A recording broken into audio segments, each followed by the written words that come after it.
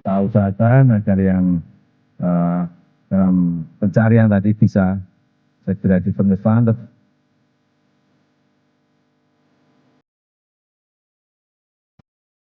Wilayah terdampak paling parah tidak hanya Lembata pemirsa, namun di Pulau Adonara juga parah dampaknya akibat bencana yang terjadi. Sudah ada rekan kami Yasin Idris yang siap mengabarkan di sana. Yasin.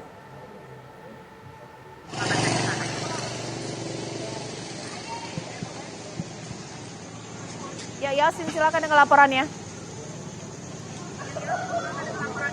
Baik, ya Caca, saat ini saya mengabarkan langsung dari Kelurahan Waiwerang. Ini terdapat di Kecamatan Adonara Timur, salah satu juga yang terdampak paling parah selain Kecamatan Ile Boleng yang tadi juga sempat didatangi oleh Presiden Jokowi. Nah, kalau di Kecamatan Adonara Timur ini adalah salah satu posko untuk bantuan. Jadi masyarakat relawan bisa memberikan bantuan ke sini, nanti didistribusikan lagi bantuan ini kepada masyarakat yang membutuhkan.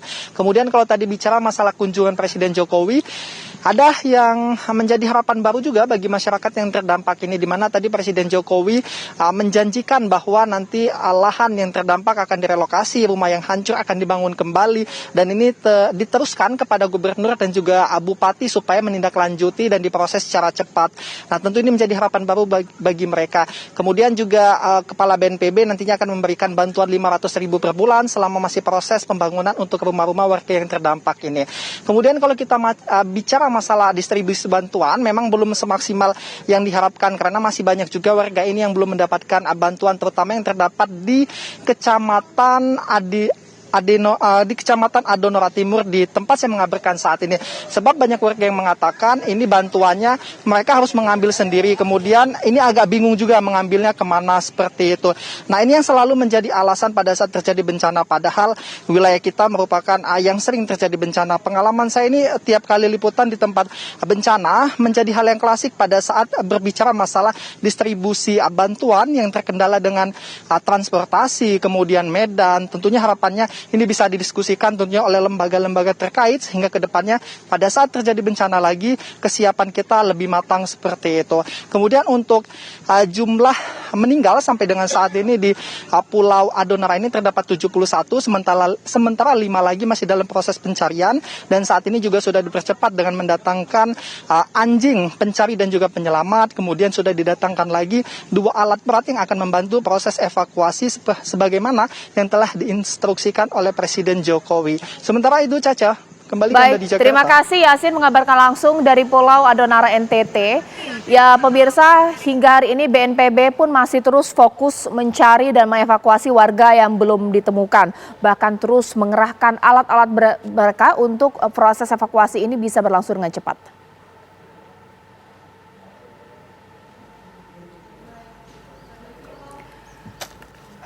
Pemirsa, anjing pelacak dari BNPB kembali memastikan lokasi keberadaan korban yang masih tertimbun ini masih terus dicari, di mana titik-titik keberadaan korban tertimbun ditandai dengan bendera.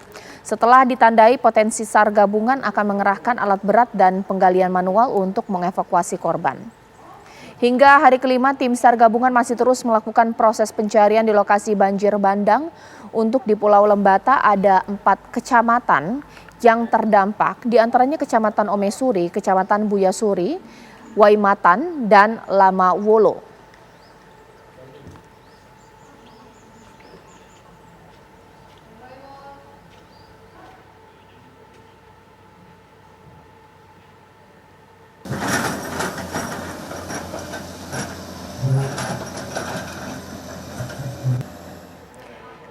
Bagaimana sulitnya mencari korban di sana pemirsa? Saya akan langsung saja berbincang dengan Bapak R. Hadianto dari unsur pengarahan BNPB Mentor Anjing Sardok. Pak Hadi, selamat malam. Selamat malam Ibu, selamat malam pemirsa TV One. Pak Hadi, masyarakat Indonesia mengapresiasi kerja keras dari BNPB. Siap. Tapi Pak, bisa diceritakan apa yang Bapak alami di lapangan, mulai dari mengerahkan anjing pelacak, harus menentukan titik-titik kemungkinan ada korban di sana, seperti apa Pak? Baik Ibu, sebelumnya saya ucapkan terima kasih atas seluruh doa masyarakat Indonesia bahwa tim Sardok kami bekerja sama dengan TNI, Polri, Basarnas, dan seluruh relawan gabungan berhasil melakukan evakuasi di 3 titik yang amat sangat berat lokasinya, Ibu. Dan pada kesempatan ini kita akan memberikan sebuah gambaran betapa sulitnya lokasi dan besarnya bencana akibat dari anomali cuaca siklon yang mengakibatkan longsoran bebatuan yang paling terkecil itu adalah sebesar sebuah mobil, kira-kira seperti itu, Ibu. Atas kerjasama yang luar biasa, instruksi Bapak Presiden dan instruksi Bapak Kepala Badan Nasional Penanggulangan Bencana, Bapak Letnan Jenderal Doni Monardo, untuk melakukan percepatan, kami turunkan 7 ekor anjing pelacak terlatih, dan dari 7 ekor itu kita bagi ke Adonara 1, di Kupang 1. Alhamdulillah, Ibu, malam ini kita berhasil mengevakuasi 1 korban berjarak sangat jauh, bekerja sama Jakarta Rescue dan Basarnas serta TNI Polri menemukan 1 korban sehingga bisa kita berikan kepada keluarga untuk dimakamkan besok. Dan ketika Bapak Presiden hadir, kita berhasil menemukan titik baru lagi korban. Ada 3 titik korban yang kita cari dari jam 6 pagi, Ibu. Jam 6 pagi bersama teman-teman dari TV One tadi ikut mencari, dan alhamdulillah tadi kita angkat 3 korban, Ibu. Demikian. Baik, sementara. Pak, masyarakat tidak tahu sebenarnya mekanisme atau cara kerja dari anjing pelacak dalam mengendus kemungkinan di titik itu ada korban seperti apa. Tanda apa yang mereka berikan, Pak, jikalau memang di situ menjadi titik yang harus dievakuasi? Baik, Ibu, anjing pelacak kami adalah anjing Sardok human, khusus manusia hilang. Jadi kami melatih cukup lama, dan ketika kami melakukan deploy atau pelaksanaan tugas, anjing pelacak itu sudah terlatih untuk mencium yang namanya partikel manusia. Partikel manusia yang tersulit adalah ketika korban hidup. Kalau partikel manusia mati, dengan cepat anjing akan menemukan. Dan alhamdulillah, kita bekerja sama dengan masyarakat tadi yang saya katakan, berhasil menemukan titik-titik yang akurat. Dan titik akurat itu setelah kita temukan dari anjing 1, kita harus melakukan reconfirm namanya. Memberikan keyakinan yang berikutnya kepada tugas anjing berikutnya yang kedua. Nah, yang terakhir ini adalah independent search namanya. Jadi kita lepas anjing yang paling jago, paling mahir, untuk menemukan titik itu pasti atau tidak. Ketika anjing yang terakhir ini sama, berarti kita wajib memberikan tanda, dan kemudian kita bekerja sama dengan rekan-rekan Basarnas yang ada di lapangan untuk memerintahkan operator alat berat segera membongkar. Dan kerjasama di Matan ini adalah kolaborasi yang luar biasa, sehingga dengan cepat kita dapatkan korban, dan insya Allah besok akan dibongkar kembali korban yang sudah kita berikan tanda, Ibu. Oke, Pak, untuk 1 anjing yang pertama menyusuri atau melakukan pencarian di fase yang pertama, untuk kisaran luas berapa, Pak? Ini pastikan luas daerah terdampak ini kan sangat luas, Pak. Ini bagaimana?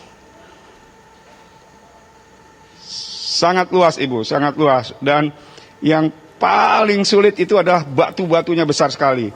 Tapi memang karena anjing ini sudah terlatih, anjing pertama mencium, dan kemudian kita yakinkan itu adalah ciuman yang akurat. Kemudian kita lepas sebagai reconfirm anjing yang kedua. Anjing yang kedua akan menunjuk yang sama, yang terakhir kita pastikan anjing ketiga, yang anjing paling dapat dikatakan paling senior. Nah, disitulah kalau dia sama, kita beri tanda. Karena setiap anjing punya kemampuan marking yang berbeda, sehingga yang terakhir harus kita ambil keputusan. Demikian, Ibu. Pak, ketika hari ini sudah berhasil mengevakuasi, saya penasaran, di kedalaman berapa meter, Pak, sebenarnya korban-korban itu banyak tertimbun? Wah, untuk di Matan ini, Ibu, tinggi batu itu 2,5 meter. Kedalaman korban kita temukan itu di 1,5 meter. Yang tadi sore bersama teman-teman TV One ikut menyaksikan. Sehingga total itu ada sekitar 4 meter, Ibu. Wah, dalam sekali. Sejauh ini, per hari ini, berapa banyak yang akan dicari oleh Bapak dan tim? Apakah juga masih ada penambahan korban yang dilaporkan warga untuk dicari? Data kita pakai data awal dari kepala desa, kemudian kita olah bersama dan timnya. Di sini ada dantim saya Pak Sigit dan dantim saya Pak Ajum. Itu kita bahas untuk besok bersama dantim di Lembata Pak Toto. Apa yang harus kita lakukan untuk mempercepat pencarian? Pada dasarnya yang tersulit itu adalah ketika korban sudah jatuh ke laut. Karena di pinggir yang Ibu lihat dari gambar itu adalah laut. Tadi pagi saya menemukan satu kelingking korban yang mudah-mudahan besok bisa kita temukan. Baik, terima kasih Pak Hadi atas waktunya. Tetap semangat Pak bekerja Pak. Sehat selalu untuk semua rekan-rekan yang ada di lapangan. Terima kasih. Baik.